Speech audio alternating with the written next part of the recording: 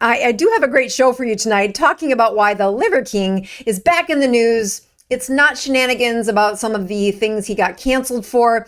We're not actually going to talk about why he's in the news, but the topic of what he brought to light, which was why liver is a food that we should be talking about, and whether or not I have anything positive to say about it.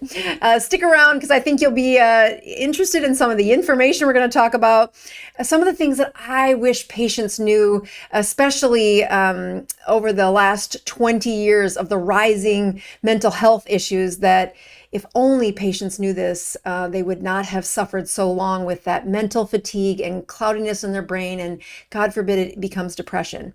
We'll talk about that. I'm going to show you some numbers. I did do a fast this week. There's my ketones, and let's see. Oops, you just turned that off. I think my blood sugar was, I can't remember actually. I did it 2 minutes ago, but you know, I've had a technical issue. Oh, 64. Blood sugar 64, ketones 5, which shows you, I started fasting mid-afternoon on Sunday, but 2 weeks of vacation. And one was on a keto cruise. The second one, we kind of flew over the North Pole from Seattle to Iceland and met my son and his girlfriend. And we went on a camping trip around Iceland. So plenty of places where I was not keto, where I didn't even wear a glucose monitor, and I didn't even think about it. But as we come back into getting back on the wagon, I just want to say thank you for the folks that showed up at the Pin Chasers this morning. You got to hear about some of my adventures, and I shared a fun fact that I did not know before, which is, who knew that horses had more than 3 gears? We went on a horseback ride in Iceland, and I grew up on a farm where a horse could walk, could gallop, and that's kind of comfortable, meaning that feels fun, but the horse can only do it for like 4 to 5 minutes before it wears out. And then there's this awful thing called trotting, which just is painful to ride a horse. But in Iceland, they have 5 gears. I did not know that. And I had so much fun riding a horse in Iceland. I mean, it almost makes me want to buy a horse, but I'm not that crazy. It was great. And I just want to say thank you for the Pin Chasers for coming, hearing about some of the struggles of getting back on the wagon, and then just sharing their stories. I learned so much from the things that they teach me through their questions, and I really love the community. So let's get started. We have a lot to cover tonight, and I do want to say a special shout out for those of you that have followed the channel. There is a woman behind the scenes that likes to stay behind the scenes, but I just want you in the chat to say happy birthday to Angela, whether or not you're doing it on replay or you're here on the live with me. Just can't have this amazing impact on the world without her help, and she is tireless and loyal and incredibly important to me. So happy birthday, Angela. All right, so let's get to this show, which I have wanted to talk about this for a while, but many of you click off when I talk about things like, I don't know, liver or sardines.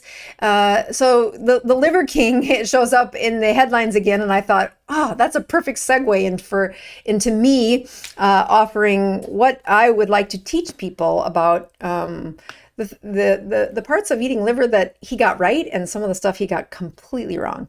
All right, let's move to the first thing he got wrong, which was, let's go over to this one. I think it's a little better presentation. He says his physique was 100% natural, just ancestral living. His name was Brian Johnson, and he had a confession after some scandal that it was the $11,000 a month of testosterone and growth hormone that he injected to look this way. You know, he did get quite the dismissal after his dishonesty to the public.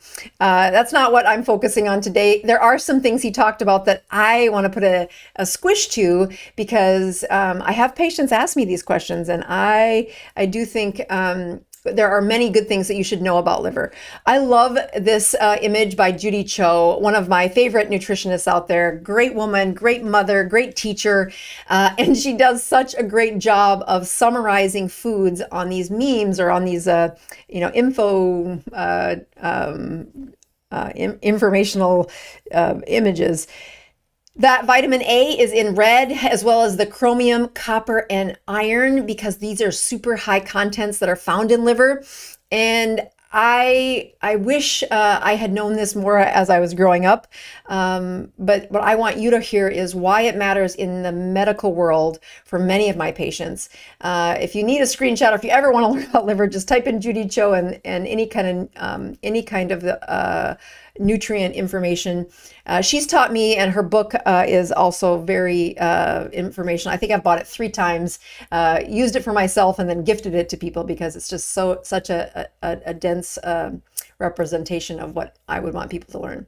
Here's the part that I like folks to double click on, is that if you eat raw liver, you can eat as much as you want. There's 0 downside.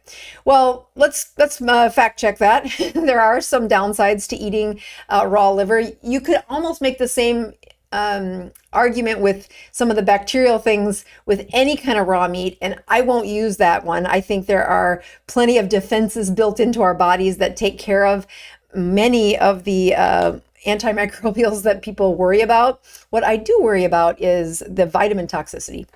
So vitamin A is most densely stored in our liver, and as a fat-soluble vitamin, once it's in your liver and you eat it, as long as you don't destroy that vitamin when you cook, when you have the liver, which is why the raw liver gets some of the attention.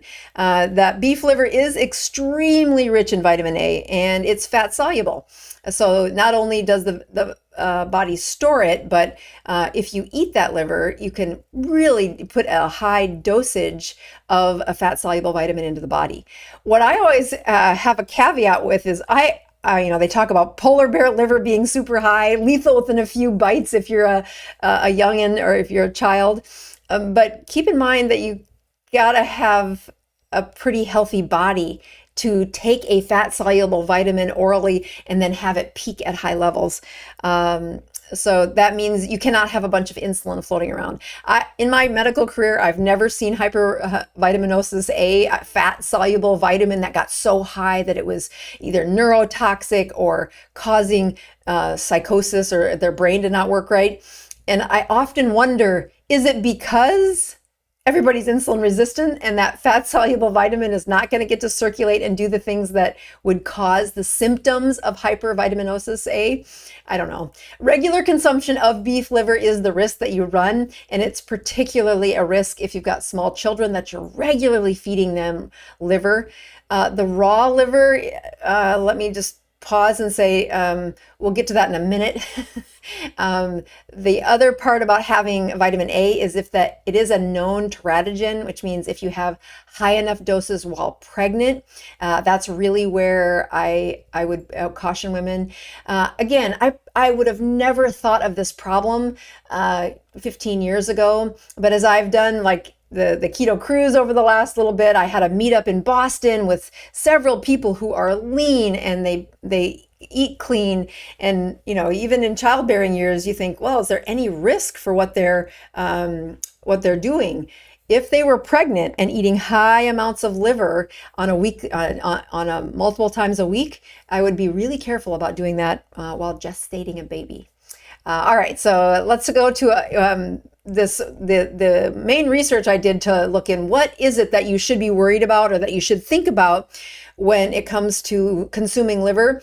This study done in 2019 looked at liver from wild animals versus liver from domesticated animals off of a farm. And I found it very interesting. I'm really glad somebody was curious enough to research this, because I would have never spent time looking at this. But I often hear people say, yes, you need that wild organ meat. It's so much better for you. But is it? So here's what the study looked at. I did put the show note or the link to this article in the show notes if you want to read about it. It is an open sourced article. So again, thank you for the researchers who did that. This article was the one article after looking at several that I think I learned something I didn't know before. So I always thought I was a pretty good expert on liver, but I was super curious when I found this detail. So it was in, here we go. It was in this statement. So Fe stands for iron. So while the high content in animal liver is not problematic, indicating instead that the liver is an important source of highly absorbable iron. We're going to get to that in just a minute. What the article did before this, and again, the link is in the show notes. It's an open source article. So click on this and really look at some of this if you're curious. They watched to see, was there a hazard ratio? Was there a health risk for consumption of these different types of liver? And I was very impressed with how well they broke down the different elements, and then sourcing the liver from the wild animals, specifically, well, they didn't do polar bear, which is where the hypervitamin A myth comes from. It's not a myth, it can happen. It's just that the number of people that eat polar bear livers, and that they do it routinely enough to get the high vitamin A without a bunch of insulin ruining that that equation. So I do want to get this point across, that when patients took supplements and they were studying the iron levels inside the toxic level of iron versus a regular absorption of iron, an elemental iron. An elemental iron means that the iron comes from elements. I'm going to show you a picture here in just a slide or so. That elements of means it comes from the earth. So even if you're eating spinach saying, isn't this natural iron? My spinach is filled with iron. Well, where did the spinach get the iron? Those roots in the soil reached for that, that metal, that organic metal, put it in the leaf. And because of the nature of that doubly charged metal, the absorption of that is strange. It is not as predictable. When it is a hemoglobin surrounded iron, it is much different. And I had never seen a team study this. With iron levels in food, the organism the organisms in this carefully regulates its levels, assimilating this microelement according to its current needs. And I found that very helpful. Very helpful for several of the things that I've looked at in patients. As you look at, this is the macronutrients, micronutrients. What I don't know if you can see, so let's see here. This, so here, see this yellow here, that's the turkey. This dark blue one is a rooster. The chicken was the maroon one. Again, we're looking at iron here. What you can't see off there is that purple one is the cow. That's our beef liver. So when you look at the amount of iron that is found in beef liver, it's still one of our best sources of iron, but relative to turkeys, turns out if you're iron deficient, and I'm going to teach you about the things that I look for in patients where I am a huge advocate that your nutrients and your diet are going to fix you much faster than the prescription medications that I give you. This diagram inside that paper, and you can take a closer look at that if you want to, looking at the macro and micronutrients, looking at the, these are all from domesticated animals, which is where most of us are going to get ours. What I care to really outline is this is a strand of a protein called hemoglobin, or called globin. There's 4 of them. And when you string them together and you put these cups of heme present, and then you drip iron into those silver little nuggets are supposed to represent that the iron is at the base of those cups, and it attracts oxygen to deliver the oxygen to your components. If you've watched any of my hemoglobin A1C teachings, you'll know that this is important when we glycate them from too much sugar. But it is also really important to know that when we swallow hemoglobin surrounded iron, we do an incredible job of absorbing up to 90% of it when we're iron deficient. And the reversal of iron problems in my patients is it's almost impossible to fix the problem when we use the supplements, when we use elemental iron. When they depend on plant iron or iron from plants to replace the iron in the iron deficiency, we almost never win. We almost never win. I mean, I've never seen anybody win long term. I've seen them win short term, but that replacement of iron is a drastic difference when you replace iron from hemoglobin surrounded iron. So this iron is supposed to represent the elemental iron. You'll notice there are 2 open spaces there. That's what gives those 2 pluses there. That it still exists here in the elemental iron, or in the hemoglobin surrounded iron in the basis of that structure. But our body's ability to absorb, make sure that my microphone stays there, absorb that iron in the hemoglobin surrounded iron. And I don't care if that hemoglobin was found in a turkey or a duck or a moose or a cow or a pig. That hemoglobin surrounded iron, your body can absorb up to 90% of it when it's presented to this certain section of your intestines. Again, that part is right after the stomach. Many of my patients who've had gastric bypass, the doctors cut that part of or they bypassed the food to pass through this section of their gut, and they have a horrific time trying to absorb iron. More importantly, they try to use that iron replacement in elemental iron. So they take supplements which the iron is not surrounded by hemoglobin. And when we look at iron in healthy people, let's take my 22-year-old son. If I gave him supplemental iron or elemental iron, and I tagged it to see how much ended up in the toilet and how much got into his body. He doesn't have gut issues. He's healthy. His body would only have the best chance of absorbing 10% of that iron. But if I gave him liver, if I I gave him any type of hemoglobin surrounded iron, his body could absorb up to 90% of it. And when I look at patients struggling with mental health liver or mental health problems, memory problems, anxiety, sleep issues, we know that the way your brain communicates to repair that problem is dependent on how well you make some of these neurotransmitters, which are completely dependent upon iron.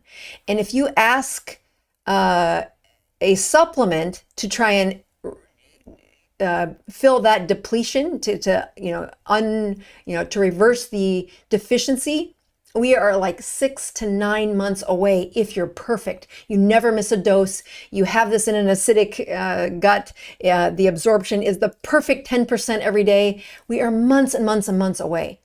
But if that iron is surrounded by hemoglobin, I've seen patients reverse this in as little as 4 weeks. But they were eating liver. And somebody asked, could it be goat liver? That's actually one of the ones they studied in that study. They specifically looked at goat liver. It was way better than beef liver. I'm like, oh no. I just got back from Iceland where there's sheep and goats everywhere in Iceland. And I'm not a big fan of the way that tastes. Let's go back to my slides here. I'll do this one actually. And my microphone is still working. All right, so this is the image that I like to point out to patients whenever I am teaching them about you have come to me because your brain's not working right. Again, that's what my clinic is mostly supported around, is peak brain for performance. This is representing a neuron that's the messages are coming from the top, and then this is the neuron on the other side of that synapse. And what these little green balls represent are vacuoles of serotonin. It's a neurotransmitter that we know is very important for how our brain thinks, works, and how we feel.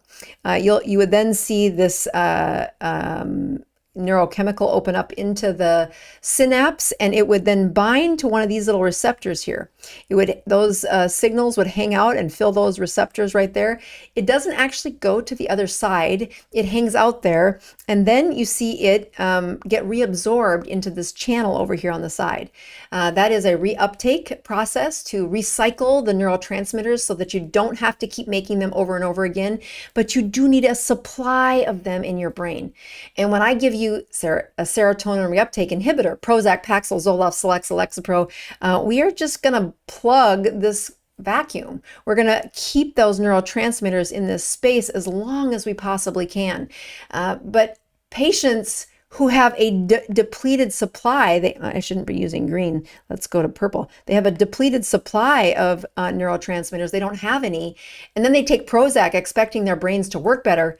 I tell them, no, I can't fix this without you replacing the nutrients that it takes to make this neurotransmitter. It's one of the biggest mistakes that I see in teenagers with anxiety, in young ladies, especially menstruating and not planning to be pregnant, that they're trying to make serotonin. They're trying to keep serotonin high enough to perform in the 21st century kind of expectations for young ladies.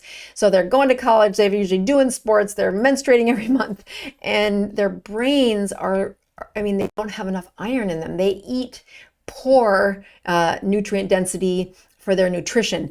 Again, what they're trying to look at is you make serotonin from something called tryptophan, which is a precursor to the amino acids. Here's the formula where you get to 5-HTP on the other side.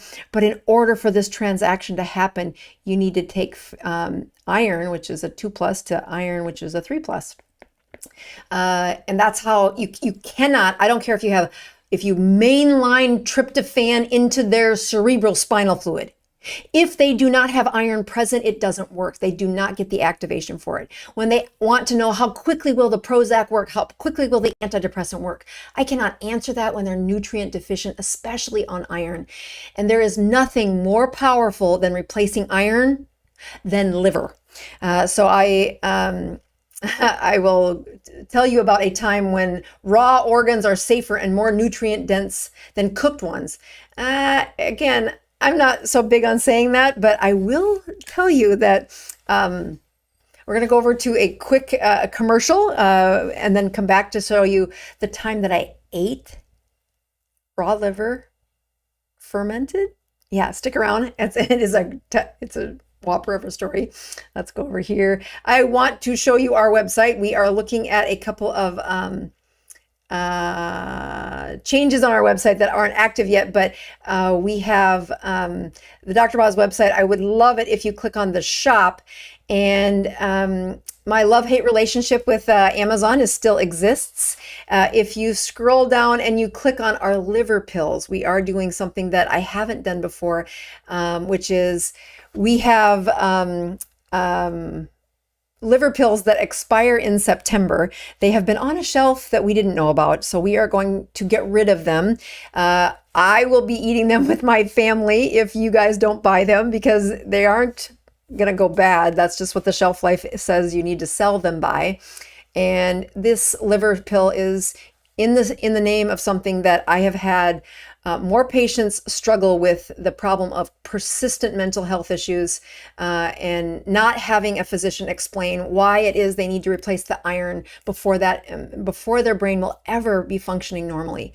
If you've had an iron deficiency, you don't have to wait for anemia, which means you have low red blood cell count, for the brain to not function well. And I think that's the missed step that I feel like I've been preaching this for 20 years, that as especially young girls menstruating, they are the ones that are known for having this chronic, persistent anxiety. Yes, if they went on a ketogenic diet, it would be great. If you can get them to eat liver, good on you. But I gave up. I just said, forget it. I am going to be the physician who says this supplement is what I put on my, again, I don't put these out there unless I take them. This is freeze-dried liver. Again, the reason raw organs got any type of attention was because of the absorbability of some of the vitamins that are in it. And when you use heat, it does destroy that. So the freeze-dried versions of liver does have that improved absorbability, which is something I'm happy to point out. I put in those capsules. You can take up to 6 of them, which is really probably only about 3 bites of liver. But man, have I seen the reversal of problems when young, especially young ladies, but anybody who's got a brain that's not working right and your iron is deficient. That is, again, a ferritin, if you're trying to look at your own labs, a ferritin less than 50 does not have enough iron to support the repair of a brain issue, whether that's a traumatic injury, whether that's a sleep deficiency, or a mental health problem like anxiety or depression. And over the last week, I've had a couple of deaths in the family, and some of them tragically taking center stage where their time was too short. They shouldn't have died that young. And to know that mental health issue could have been repaired if somebody would have spoke straight about, what do you do? How do you not take 15 months to get their brain back online? Well, you have to eat the right foods. Let's go back over here. Yes, so that is buy 4 and you pay for 3. Again, we are trying to get rid of a whole bunch of these. As soon as that expiration date is gone, that sale will be over. So if you, again, if you don't buy them, I will be using them in my family. And I'm very thankful for the leftovers that I do use. I do want to point out a couple places where I'm going to be speaking over the next few months. And that is that I will be in San Diego for the Metabolic Health Summit. Also, Hack Your Health is here in Tampa, and there is a cruise that takes off from Tampa called Carb Sober Cruise. Again, it's the day after Hack Your Health. If you're looking for a low carb cruise, this one is one of my. It'll be the first time I've been on this specific cruise, but I sure do love the folks that are leading it. Lisa Weideman, I think is how you say her name, is the leader of it and has asked me to be part of that. And I think we're going to be there. So that's updates for the schedule. Let's go back to those slides and remind you that, raw organs, they're in the show notes. You're going to find another video that happened. And I can tell by the age of my oldest son, who's now 24 in this picture, I think he's 17 or 18. And that jar is fermented liver. If you've never heard of it, you're normal. My husband said it was good fishing bait. We took chicken livers and we got them from my favorite people, the Hutterites in South Dakota. They butcher chickens and they were throwing away a bunch of their livers. So I said, no, I want them. Probably the best liver I've ever eaten is something that is liver that's never been frozen. And if I could get my hands on that always, I would see myself eating it once a week, like is recommended. But when it's been frozen, I don't like it as much. So I had read online that yes, if you have fermented liver, you ferment raw liver over the course of about 4 weeks, I think it was, and you have to burp there's a video of us doing this. We recorded it live, so it's not sexy at all, but it is real. And if you have a light stomach, be careful on clicking on that. But we did this. It's called high meat because of how much of the vitamins are in that fermented liver that's never been cooked. So one of the things that the Liver King did say is that, raw organs were safer and more nutritious than the cooked ones. I would say that it is more bioavailable if it's fermented, but man, I think we made it to 2 bites. I mean, I think I had 2 bites. That was it. No way. No, thank you. Give me the liver capsules. I'm not doing that again. It was too much for me. All right, last couple things that I want to put the myth out is the high purine content or the uric acid production.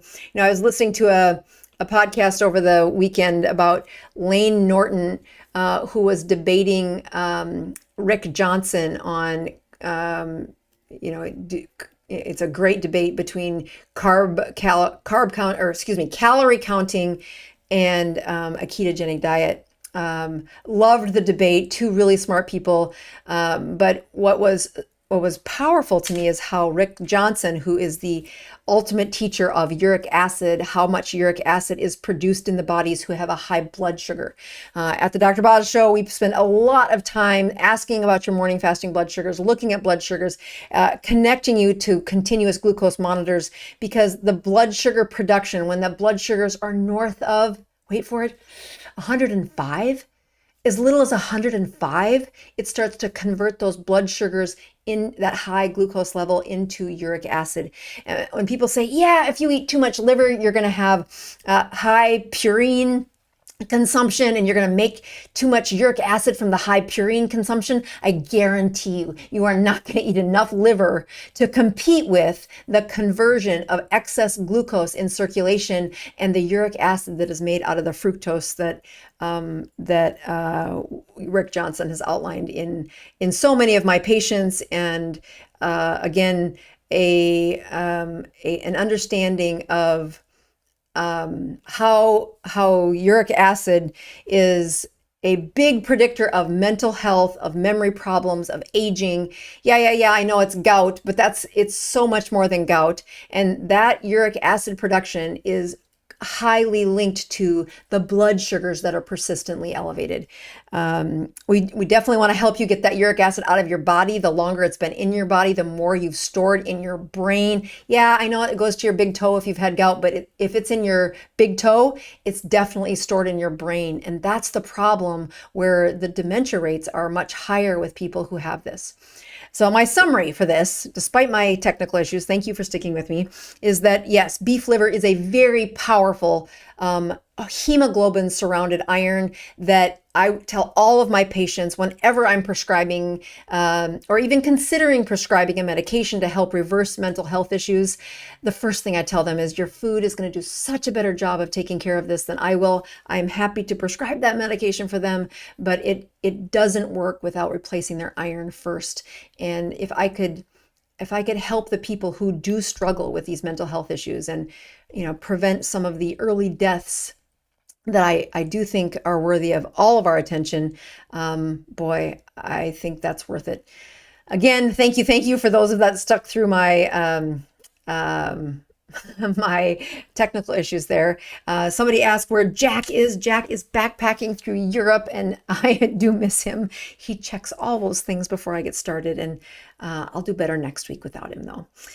So let's get over to some questions and let's see what we have. I want to go here to. Oh, look at all the chats that are going through. Thank you. Those are super helpful to see how folks are commenting. So let's get over to the questions. These are the one place that I do answer questions outside of the pin chasers. This morning, I got to talk to several folks that helped me think through, what are some of the struggles for teaching patients about weight loss using GLP-1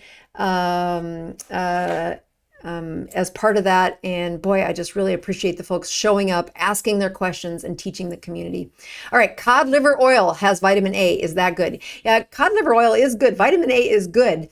That liver oil is using those nutrients that are found inside the oils, inside like the reason we freeze dry the liver supplements is to try and preserve as many of the vitamins as possible. We don't make any claims about that because it gets really dicey saying, oh, this is exactly how much is in it.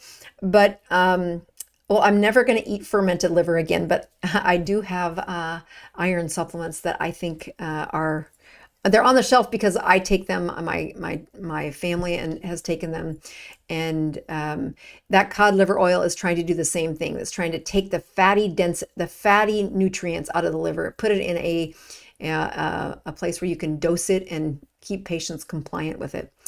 Penny K writes in and says, Penny JK, excuse me, will eating liver or taking your beef liver pills help with sleep issues? Thanks for asking that, because I got a little distracted with all of my technical issues that I don't think I drove that home well enough.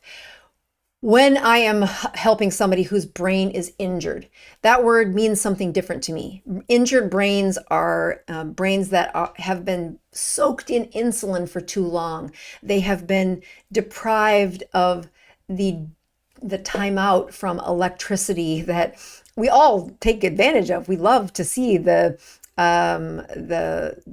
advantages of living in 2025, but your brain still needs to have zero lights shining into the back of the eye in order to shut it down.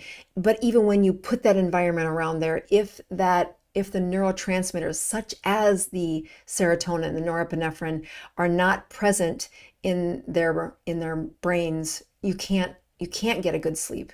Penny, I'm going to guess, is a female name. The other thing that I talk about with sleep issues are the progestin replacement after menopause. This is something that I probably was pretty deficient at teaching my patients over the last couple of decades. I've been schooled pretty nicely on how important that is. But once again, it is a fat soluble hormone. So in patients where you give this progestin to them, they can't get the full impact from it when they are in a high state of insulin, when they are eating a lot of carbohydrates, eating a lot of processed foods. So cleaning up the menu, first step for getting those brains to do well. Whenever a postmenopausal woman is struggling with sleep, though, we talk about, if I gave them micronized progestin, could it get to their brain? And of course, that has to do with their nutrition. All right, next question from Dean. Dean says, does a single cup of coffee or tea with a meal really reduce the non-heme iron absorption by 50 to 80%? Yeah, so the craziest part about the non-heme iron is, again, when somebody is dropping, I think you can see can you see that? Right. When somebody's dropping the absorption by 50 to 80%, what you really wonder about is what was there at the beginning. And that's the worst part about that story. When people are consuming non-hemoglobin iron, it is crappy absorption to begin with. And the craziest of little things drop the absorption even further. You can say, yeah, don't have it with a cup of coffee or tea, but more importantly, don't have a weak slime layer. Don't have a poor gut biome. Don't have a body that's never seen a ketone or hasn't seen a ketone in months, maybe years. What I'm saying there, Dean, is the poor absorption of the non-hemoglobin surrounded iron to begin with is one thing. When you start adding on the chronic inflammatory problems found in every one of an internal medicine doctor's patients, you're taking you absorb 0.2 of a milligram, and then you drop it by 80%, which is so close to zero. Why are we messing around? 2 bites of liver would replace that, and that is hemoglobin surrounded iron. It is much less sensitive to all of those nasty rules of what happens to drop that iron absorption. And like I said, I feel like a broken record. I know some of you are hearing this for the first time, but I feel like I've said this message about how important iron is in the world of brains repairing. When patients come to see me and they're so iron deficient, I think, gosh, you could have done this so much better with some Braunschweiger. All right, let's go back to the questions. Look at David C. writes up and says, what about Braunschweiger? It's my favorite way to replace iron. Braunschweiger inside the refrigerator. If you don't know what this is, you're not from South Dakota, because in South Dakota, I think they can find it at the 7-Eleven, at the local gas station. It's usually in a yellow wrapper, and it is beef sausage, or it's liver, and it's fatty liver in kind of a pate. I don't know. I grew up on it. I would have a pretty good slice of Braunschweiger with some horseradish on it, and that was my. I I think my mother gave that to us twice a week forever. And what the hardest part in our family was when Braunschweiger was in the fridge, it was going to be gone. If it wasn't dad eating it, it was my brother, and we all loved it. When you're an adult eating it, it might not be the first thing you think of, but oh my gosh, I love it. So I have never been iron deficient, even when making babies, but I think it's because of Braunschweiger. Thanks, Mom. All right, let's go back to a couple more questions. These are good questions. Annie writes in and says, does the brain function better when there is more iron? So that's the key. If you're looking at labs and you are wondering, do I have enough iron? Ferritin, which is really the protein that carries iron around, ferritin has to be 50. I know that your labs are going to say a little different, but if you're trying to repair a brain, I would specifically talk to my sleep apnea patients about this. Ferritin can be a marker for inflammation, and that throws this whole equation off. But if your ferritin is below 50, I guarantee you you're low on iron. So the only way that you're going to make more buses, more proteins to carry around that iron, which is what ferritin is to consume iron. You have to not consume iron and poop it in the toilet. You need to consume iron and put it in your circulation, which then stimulates the body to make more of that ferritin. So we would say ferritin of 50 or less. You cannot fix what sleep apnea did to your brain. You cannot undo depression. You cannot undo a traumatic brain injury. All of those required a minimum of a ferritin of 50. And it is actually one of the things that got me so frustrated that I started a YouTube channel was these patients would have memory issues, of course, that's why they're coming to see me. And God, if they would come in alone without somebody to help them, we would just have a Groundhog Day. We would have the same conversation over and over and over again saying, I can write you some of these prescriptions, but they are not going to do any good until you put ferritin, you get iron in their circulation. And it doesn't need to take 9 months. It is, 2 to 3 times a week of having Braunschweiger, and my goodness, or having some liver supplements, and they would have a brain that's working by the end of next month or end of the month. And again, if you've ever seen somebody suffer from it, it really is frustrating to watch it over and over again. Tina Murphy, oh, it's nice to see you. Are chicken livers as beneficial? Yeah, chicken livers are actually better. If you go to that chart in the show notes where it has all those the slides of what is absorbed better or what has more iron in it, chicken does better than beef. I think chicken tastes so much better too. Again, the Hutterite communities, God bless all of you that ever told me when you were butchering chicken so I could drive to your colony and say, give me the fresh livers. And I love them. You don't try not to overcook them. You want them to have, again, that nutrient density is removed by heat. That's why freeze drying the liver, does our best to preserve that. It's still not as good as a fresh liver that's fried up in some bacon fat. But boy, it tastes so much better. Yeah, so Sue, oh, this is a great question, Sue. What a perfect one to end on. It is the 16-year-old girls that I think of all the time who have, they have deficiency. They have a deficiency in iron, and it's not fair. We're asking girls to perform at a higher level than we've ever asked girl brains to do. And that maturity and development of the part of their brain that does math, that does, think of it as, analytical thinking. It's not exactly that, but think of it as the math thinking. You have to have iron present in order for that part of the brain to work well. And the more iron deficient they get, the worse it gets. So I actually made these because of, I've not been iron deficient, but the girls that were in my life that were teenage girls saying, you gotta start over. And if you're not going to eat liver, then just take the dang pills. And that's why I started that. I think it is a much better answer than the I do have some more questions after that. Then it's way better than the elemental iron. And the prescriptions that I could write, for, a patient, you could never write, iron by way of liver. You could tell them to eat liver, but you could never write a prescription. And somehow they thought the authority of my prescription was like better than the liver. and nothing further from the truth could be said. All right, a few more questions here. Can ferritin be too high? Yes. I actually thought about putting that in the slide deck tonight, and based on the struggle I had with my microphone, I'm glad I didn't. I have done a video on that where when you look at what ferritin does, ferritin is another marker of inflammation. It's a protein. So there are many proteins your body makes in the setting of inflammation. So when you start to see ferritins get, like 300, 400, that's way too high.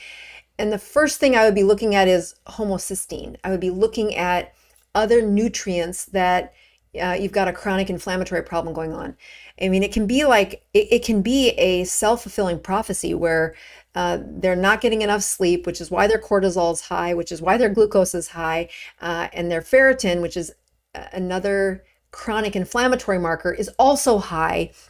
And then they say, well, do I need iron or not? You can figure this out but you got to sit still with your doctor and look at about 7 other numbers in order to do that.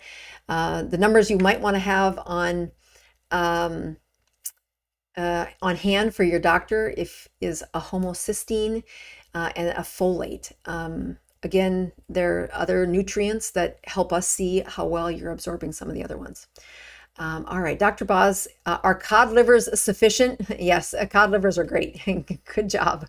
If you'll eat them, hot diggity, keep going. That's a win. Cheyenne writes in and says, is high lipoprotein A risk factor for heart problems? Yes. This is a LP little a as well, how that's said. And LP little a is one of the markers for heart disease that has a genetic component to it. It is not the only risk factor, but it does, if in my patients who have high LP little a, I want them to know why it's so important that they lower all of the markers of inflammation, specifically get that insulin resistance down, get that morning fasting glucose down, get that Dr. Boz ratio in the 40, 50, 60s, at least 4 to 5 days a week. Those are the kinds of goals that I set for my patients and the folks that I lead. LP little a is a genetic risk, but it doesn't mean you can't do anything about it. You can make an impact on it, and all of the impacts that lower the LP little a have to do with what are the risks for insulin resistance metabolic syndrome that you've got brewing inside your system. Linda P, last one, says, at some point, can you address how to eat when on maintenance? Oh, my goodness, that's such a good question. So Linda, you must have been at the Pin Chasers this morning. When on maintenance, when following your continuum, BMI is low, metabolically healthy, want to continue benefits of ketosis but not lose any more weight. Again, I have several patients who are lean, and we do not want them to have any more weight loss, but we do want them to have a low Dr. Boz ratio. That's a higher ketone, a lower glucose, and that's not an easy thing to accomplish without some extra lessons. The one place that we do really lean in to address that is in the 21 day. Those are the places where there's only 200 students that we allow into the 21 day. And that is in part to be able to give more personalized answers to your questions. It's also the team effort that we use to teach people how to get into a state of ketosis, to live in nutritional ketosis. If I think of Linda P's last name, I think she is someone who's taken the 21 day course. If it's been many seasons since you've done that, I would just say tune in for the next several weeks as we get closer to opening up that cart. Whether or not you'll want to take that, I don't know, but we'll be talking about that in the future weeks. And I certainly know that we only do that class twice a week. We start the week after Labor Day and the week after President's Day, and lead a very intense course in hopes that you find your tribe, you find your rhythm, and you find the maintenance that you need to stay the course, to keep that brain disease from hitting you and to reverse any problems that you might have in your brain. All right, folks, so this is, again, we miss Jack dearly, but thank you for tuning in, and I will see you next week. Good luck, and thanks for helping me out for getting those liver capsules into a place where they can be used. See you guys.